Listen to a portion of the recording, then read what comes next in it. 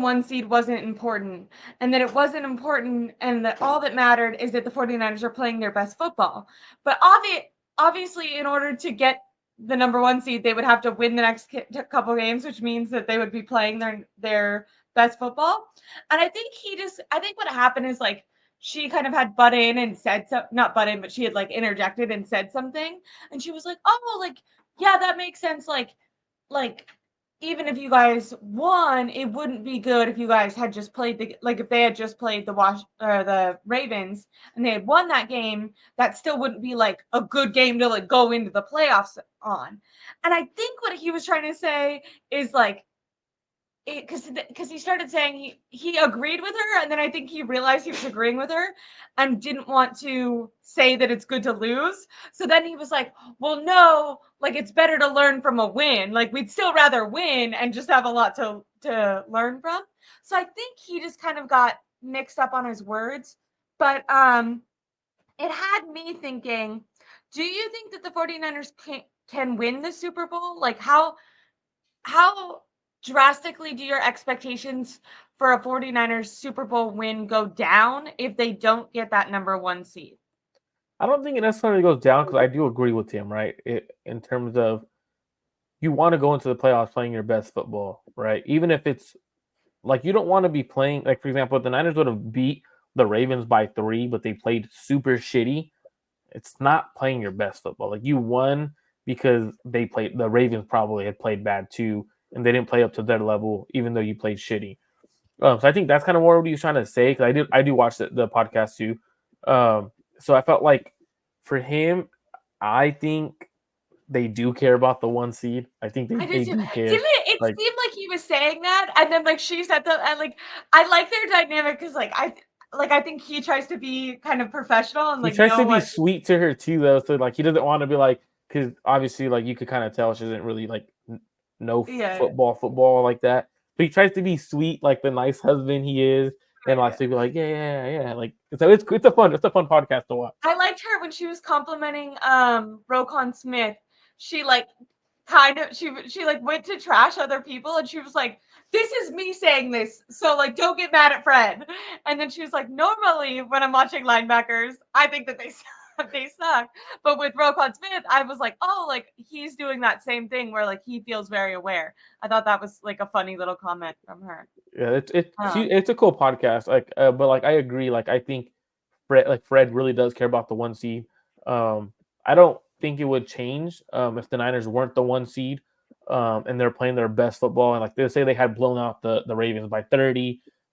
They beat the Commanders by 30, and then they beat the Rams by whatever. Right? And they're playing hot football, but they somehow are the number 2 seed. I wouldn't really be worried because the hot teams in the playoffs are usually the teams that are playing the best team. So I get what he meant by we want to be the team that's playing well. For example, the Rams, they're playing damn good football right now. yeah. And if they go into the playoffs playing how they're playing right now, they're gonna make some noise in the playoffs. Are you worried about that week 18 matchup for the It's gonna be 49ers? fun. It's Yeah, gonna be I think real it's going to fun. be a really good game, which is cool because in the beginning of the season, people did not anticipate that was going to be a good game. And then with people also kind of hypothesizing the 49ers would beat the Rams, I think people were like, oh, like the 49ers might sit. Now it's like, it almost feels like an extra playoff game. Obviously, they're still in the playoffs. It's not like win or go home, but it does feel like it's going to have that type of atmosphere and environment. And no matter what Fred says, like, because I think about how all of them before the Eagles game that week were like, not a big deal. And then they won, and they like were like, yeah, like we all really wanted to win. So like I definitely think that they're gonna get up for that Rams game for sure. I think Sean McVay deserves a ton of credit for what he's done with that game. And I do think Matthew Stafford might be either the scariest or I mean, do you think he's the scariest quarterback in the NFC? Yeah. I think Yeah. so. Well, the reason is probably I think he's the best quarterback in the NFC. He's a Super Bowl caliber quarterback, so he has the experience. Um, I think, I mean, if we're gonna have Lamar in the MVP conversation, I think Stafford should be in the MVP conversation. Like, That's an interesting one. Like talking like about like it's where would the Rams be if they didn't have Stafford right now? Yeah, like it's crazy because like I get a lot of like some of the guys who were talking stat wise, like who should be in the MVP race because of the stats and what they've done throughout the season. And then you have the guys who are like who well they lost to this team, they played bad this week, played this and like right. Stafford's playing really good football. He's probably the best quarterback in the NFC. His team is on the verge to make the playoffs. Um, I don't believe did he play every game this year? I'm not too sure if he did or No, not, he but didn't. So I think he that was that was injured, not. right? Yeah. So for him, like without him, they struggled. So for me, I think Stafford is up there in the race. Bless you. Oh, bless you. Thank you.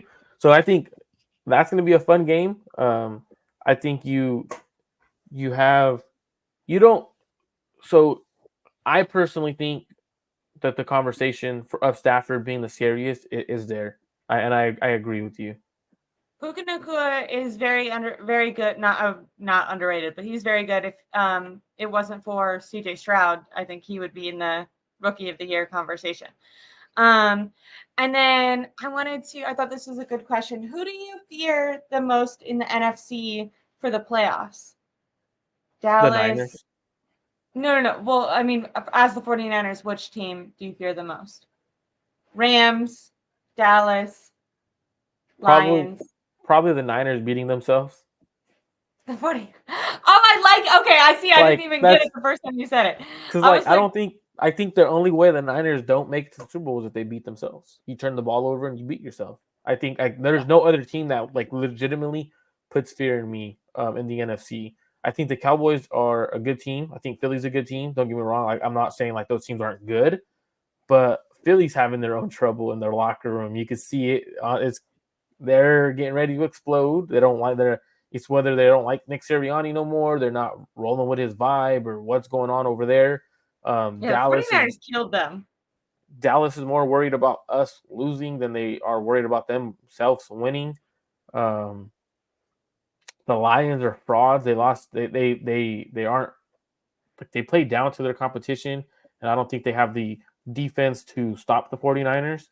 So looking at everything, I would probably say like the team I truly fear the most is us beating ourselves. Stafford will give the 49ers at least two. The weird thing is, he's actually been protecting the ball a little bit better since he's came back from injury this year. Mm-hmm. But you're right. Like Matthew Stafford of old, and I'm not saying he won't. Like um, he might still give the 49ers opportunities, but I definitely think he'll make it in this in the same way that like Josh Allen throws an interception every single. And I'm not trying to compare the players, but I'm just trying to compare the play style maybe, where Josh Allen throws an interception like every game, but he's also like throwing touchdowns every 5 seconds. So is I see you reading something really intensely. I'm trying to get Randy Elite comments. So we got to cut the team some slack. They were previously 13 and lost 3 and won 6 in a row. 13 and 0, 0 and 3, 6 and 0. Trying to We gotta understand cut that. we gotta cut the team some slack. They were previously 13 and lost 3 and won 6 in a row. Huh? I don't know who he's talking about. Which Is he team? talking about the Niners? 13 and 0. You got to be allowed to lose some. If you're talking about the 49ers, we agree. I mean, we're talking about the Ravens game because it was a big game and it was a challenging competition. And unfortunately, against really tough physical teams, which is going to be the type of team that the 49ers are going to face in the playoff, or not in the play, in the Super Bowl, unless they see the Chiefs, and maybe the Chiefs aren't as physical as the Browns or the Ravens, but I still think that the Chiefs are not scared of the 49ers. We're just talking about the game, but both of us are making the case for the 49ers to go to the Super Bowl right now. We're not saying they suck all of a sudden. I even made the case that I thought that the team as a whole did fairly well, and I think the majority of the loss was on Brock Purdy, and I think he's a good quarterback who won't continue to have multi-interception games. But yeah, I don't know. Did we go 13 and 0? I don't know. I don't I know about don't that. think so. I think we were 5 and 0, lost 3 in a row, and then we won Niners. 11-6 in a row. So I think we're 5-0, lost 3 in a row, won 6 in a row, and then lost 1. I think we're 11-4. Okay. Could be wrong. I feel that. But we feel you, Randy. I mean, we were just saying, Marco was just making the case that the only way that the 49ers don't get to the Super Bowl is if they beat themselves. I think the Rams are scary. I think you're right. The 49ers would have to turn the ball over, but I can see it being a close game. I for a while I was thinking even the Lions, but I think that Kyle Shanahan just has Jared Goff's number, and they're a very offensive team. Like, their defense is very bad. So I don't think that they would give the 49ers too much trouble, but it really is any given Sunday. And I'm really excited it feels bad, or it feels like I'm like skipping over the Commanders game, but it just doesn't feel like they're going to be that much of a challenge. I'm really excited for the playoffs and for the Rams game, because I think that they're going to be challenging games. And the 49ers haven't been in a lot of challenging games this year. I have confidence that they can bounce back and perform better. Like I said, in that Rams game, after 3 picks, I think that if they would have came out in that third quarter, the defense would have held up a little bit more. There was a turning point where they were down 4 points, and then all of a sudden it was like 32 to like whatever. Like the 49ers went 3 and out, threw an interception, and the Ravens threw back-to-back touchdowns. And that was kind of a turning point. And even with that, the 49ers almost got it to a 1-score game at the end. And like Marco was saying, if they would have ran the ball, they would have gotten into a 1-score game with literally like 11 minutes left in the fourth quarter. And then they could have potentially gotten another touchdown. And that is where people who criticize Kyle Shanahan have a little bit of, I can like understand their point there, because I don't think that the way he handled the first half was bad, but I think this second half was interesting. Now, I want to end on a little bit of over under. This is going to be a little bit interesting because we don't know exactly who the quarterback for the Commanders are, but we'll see how it goes. I'm going to start just off hot, because we've been talking a lot about Brock Purdy's confidence and his ability to bounce back or flush the game or not flush the game. Was he affected? Do you think Brock Purdy over or under 0.5 touchdowns? Or not points? Sorry. Well, 0.5 interceptions. 0.5 interceptions? Yeah. I'm going to go under. I don't think he throws an interception. I mean, they're missing two corners. They're missing a safety. If you throw an interception, think Terry Casserfield is gonna snatch one up? I don't know. Like, if you're throwing an interception against like the Commanders' backups, not a good sign going into the playoffs. But I don't think so. I'm gonna go no. I'm gonna say no. I'm also going no. Now over under 2.5 touchdowns. I'm gonna go under. I don't think he's throwing 3 touchdowns. I think you're gonna see a heavy dose of CMC, and then you'll see. If Christian McCaffrey scores 2 to 3 touchdowns in both this game and Week 18, I think he could still be in that MVP conversation, don't you? I think, because I know they're saying Lamar, but Lamar right now has less touchdowns than Brock Purdy does. Like, if he won MVP, I think compared to other MVPs, like, he's not on the same caliber. Like, do you know what I mean? If he won MVP, it would solely be because of his performance against the 49ers, which I feel like is not what the award is supposed to be about. It's supposed to be about the year as a total. I don't know. Not saying that he doesn't deserve it. I think if he wasn't on that team, they would be competitive. So I do think he deserves it. But just because I do think that they consider stats, I don't think his stats are on the same level as most MVP caliber quarterbacks have been in the past. I think Lamar has less touchdowns than Christian McCaffrey. I think Lamar has 24. How many does Christian McCaffrey have? Now I'm very curious, because Lamar has 5 rushing and 19 passing. CMC has 14 rushing touchdowns. How many does he have receiving? Oh, he has a handful. Let's check this I out. think he has like 21 or 24 touchdowns right now because people were talking about him trying to get to 24, 22. 22. So he has So 14. if Christian McCaffrey got 2 or 3 touchdowns in the next 2 games, don't you think he'd have a good case for the MVP? Yeah, he has. I think Christian McCaffrey has 21 touchdowns to Lamar's. What did I say Lamar had? 24 19 passing and and something else. 5. Yeah, 24, 20. Yeah, CMC's MVP, and it's not even close. Like, what do we? If oh my god! Now I'm looking at them like, whoa, what we're giving? All right, we're giving literally. If we change the MVP rules to give Lamar Jackson the MVP because he beat the best team in the NFL, there's That issues would here with the totally MVP. change Like the way that. yeah, at this point, nothing matters the first 12 games of the Yeah, season. it's all Like, about like the very yeah, like that's final primetime game. that's Yeah. crazy because if looking at it, CMC has 21 touchdowns, Lamar has 24. CMC is gonna hit 2,000 yards. Like, jeez, I'm confused. I was just looking in the comments. I agree. I think that Kyle Shanahan will try to build Brock Purdy's confidence back up within the game, but I think Brock Purdy will throw probably like 1, maybe 2 touchdowns, but I went under on the 2.5. I think Christian McCaffrey, let's go over under 1.5. So I do you think think he's going to he's be over. I think CMC is going to have at least one rushing touchdown, may have a receiving touchdown or another rushing touchdown. I think CMC is going to have a really big game. Won't be shocked if he goes for over 200 yards total yards in terms of rushing and receiving. I won't be shocked if he has 200 yards. I like that. I like the idea of Kyle being like, Brock Purdy, I gave you the opportunity to do the MVP thing. Now we're giving it to Christian. You know? Okay, what about Chase? Some people were talking about revenge game. Chase Young over under 0.5 sacks. I think Chase Young will get a sack, especially against that O-line banged up, going against the backups.